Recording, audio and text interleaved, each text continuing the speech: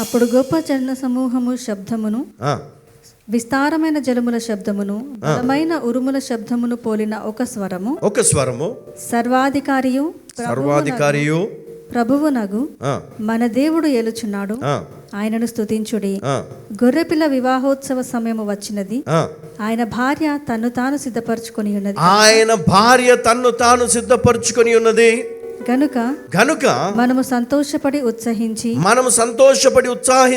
ఆయనను మహిమపరచెదమని చెప్పగా వింటిని.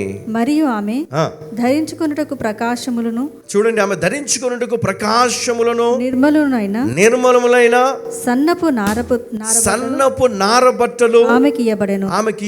అవి పరిశుద్ధుల నీతి క్రియలు. ఎవరి సంఘము? ఆయన భార్య ఎవరు అంటే సంఘము. ఆ సంఘము ఎవరు? రక్షణ పొందిన వారు. సంఘం అంటే రక్షణ పొందిన ఆత్మలు. మరియు అతడు నాతో ఇలాగ చెప్పాను, గొర్రెపిల్ల పెళ్లి విందుకు పిలువబడిన వారు, చూడండి, గొర్రెపిల్ల పెళ్లి విందుకు పిలువబడిన వారు ధన్యులని వ్రాయుము. మరియు ఈ మాటలు దేవుని యథార్థమైన మాటలని నాతో చెప్పెను. అందుకు నేను అతనికి నమస్కారము చేయుటకై అతని పాదముల ఎదుట సాగిలపడగా, అతడు, వద్దు సుమి, నేను నీతోను యేసును గూర్చిన సాక్ష్యము చెప్పు నీ సహోదరులతోనూ సహదాసుడను. దేవునికే నమస్కారము చేయుము. యేసును గూర్చిన సాక్ష్యము ప్రవచన సారమని నీతో చెప్పాను. చాలండి. ఇప్పుడు ఈ భార్య ఇక్కడ మనం చూస్తూ ఉన్నాము, గొర్రెపిల్ల వివాహోత్సవం సమయము వచ్చినది, ఆయన భార్య తన్ను తాను సిద్ధపరుచుకొని ఉన్నది. గనుక మనము సంతోషపడి ఉత్సాహించి ఆయనను మయంపరచదమని చెప్పగా వింటిని. మరియు ఆమె ధరించుకొనుటకు ప్రకాశములను, నిర్మలములైన సన్నపు నారబట్టలు ఆమెకి ఇయ్యబడెను. ఎప్పుడు? ఈ 7 ఏండ్లు విందులో ఈ సంఘము, ఆయన భార్య సిద్ధపడి, అంటే ఈ లోకంలో జయించి అన్నిటిని సహించి లాజరు వలె అన్నిటినీ తగ్గించుకొని వారు ఆ గుంపులో చేరున్నారు. వీరు ఎక్కడున్నారంట? ఆ బలిపీఠము కింద వారి స్వరములు విన్నాడంట యోహాను. హల్లెలూయా కదా. మనం చనిపోగానే నరకానికి వెళ్ళాలా, పరదేశుకు వెళ్ళాలా అనేది అక్కడ డిసైడ్ అయిపోతాం. కాబట్టి దేవుని ప్రియ సంగమా,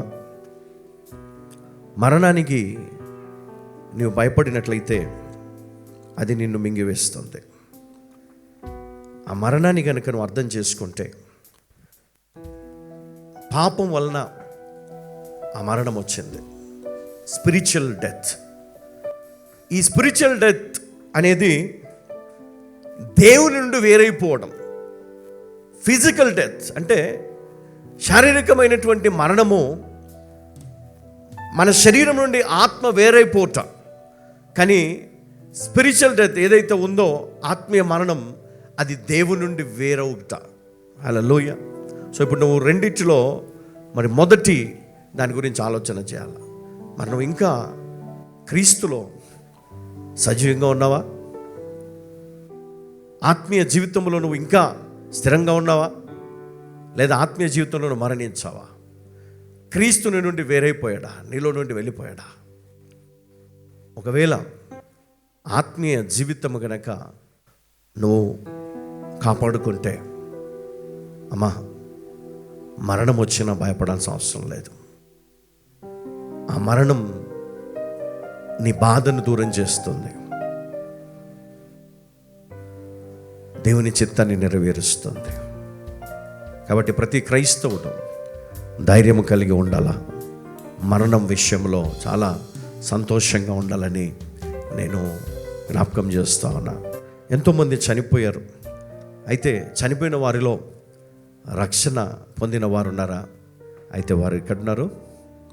ఇప్పుడు ఎక్కడున్నారు అమ్మా? పరదేశంలో. Comfort place, the place of comfort.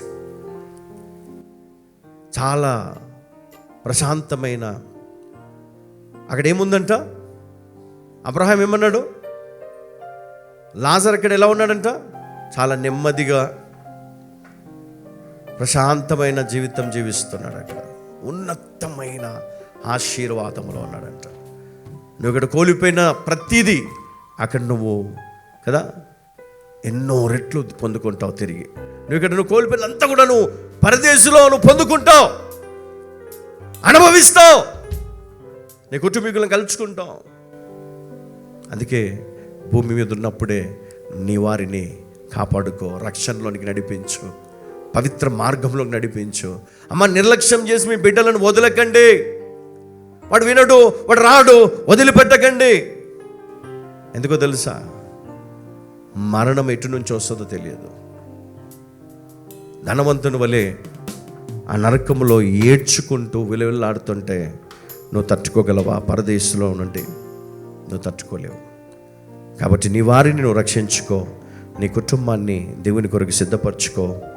రాబోయే ఆ మరణాన్ని ఎదుర్కొని ఆ పరదేశంలో నీవు ఉన్నతమైన స్థితిలో ఆ దేవుని ఆరాధిస్తూ, ఆయన రాకడ, ఆ పెళ్ళు విందును, ఆ ఏడేండ్లు ఆ విందులో మనం దేవుణ్ణి గణపరుస్తూ సాక్ష్యమిస్తూ, మనము ఆ రాబోయే ఆయన యొక్క అధికారాన్ని బట్టి ఆ 1000 ఏళ్ల పాలనలో మనమును ఆయనతో కూడా ఉండాలని, అక్కడ మనము అనేకమైన వాటిపైన మనల్ని అధికారిగా నియమిస్తాడంట ఆయన, వాళ్ళ దేవుడు. హల్లెలూయా కదా. అనేకమైన వాటిపైన 10 పట్టణాలపైన నిన్ను అధికారిగా నియమిస్తాడు. బలా నమ్మకమైన మంచి దాసుడా కదా, నీకు ఇచ్చిన కొంచెంలో నువ్వు నమ్మకంగా ఉన్నావు కాబట్టి నిన్ను అనేకమైన వాటిపైన కదా 10 పట్టణాలపై నిన్ను అధికారిగా నియమిస్తారన్నాడు. అలాగే నీ దేవుడు కూడా 1000 ఏళ్ల పరిపాలనలో నీకు అధికారం ఇవ్వబోతా ఉన్నాడు. దేవునికి మహిమ కలుగును గాక. హల్లెలూయా.